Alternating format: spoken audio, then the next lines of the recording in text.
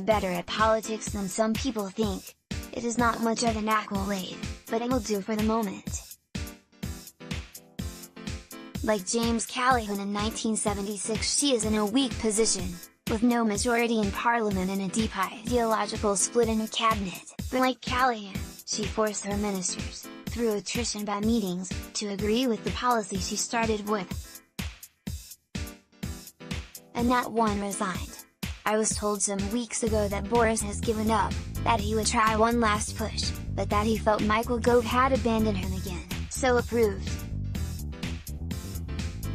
When Johnson assembled a caucus of 7 Eurosceptic ministers at the Foreign Office on the eve of Chequers, it was clear that they were not united behind an alternative to the Prime Minister's plan.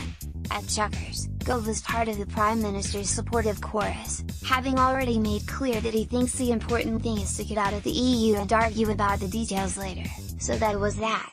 Top stories: World Cup, Trump and movie trailer mix-up. Theresa May's critics have accused her of wasting time.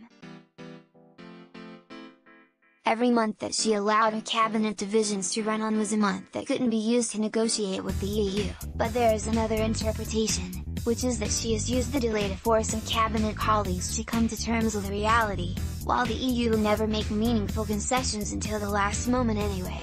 Until now she has been cautious and incremental, and it has worked, but now she is taking a big risk. Her gamble is that, having united her cabinet behind a position that has already been rejected by the EU, it will now give her most of what she wants.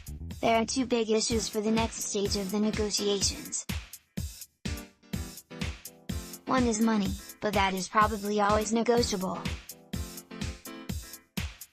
The other is immigration, which is what we have to call the free movement of people if we want to find out what people really think of it.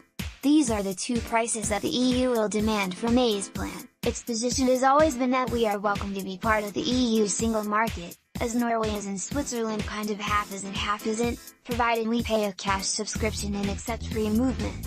As I say, a cash payment is a difference that can be split. It was notable that the language from Chequers was the promise to end vast annual payments to the EU budget. Vast payments will be ended, large payments might not be. The difficult question is that of immigration. Here the Chequers statement faced both ways, promising to end free movement, giving the UK back control over how many people enter the country, but also to allow UK and EU citizens can continue to travel to each other's territories, and apply for study and work. They can apply, but how many would be granted permission and on what terms will be the subject of intense negotiation rather late in the day. Chequers is the go-to place for British prime ministers in crisis, and it was on this subject that the most interesting exchange took place at Chequers.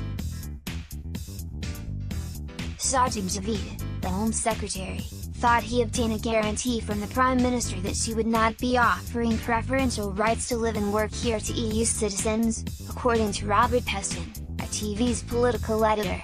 That means Javid was pressing for a more restrictive immigration policy, and a more Brexity position in the next great cabinet split. As I say, interesting, because what happens if the EU refuses to budge and forces the UK to choose between Norway, with free movement, or nothing? I have always assumed that Parliament would rather have free movement than no deal, but that would need a Prime Minister prepared to make that deal, and I don't think that could be Theresa May or Sajid Javid. Once again, I have to admit that I have no idea how this one will play out.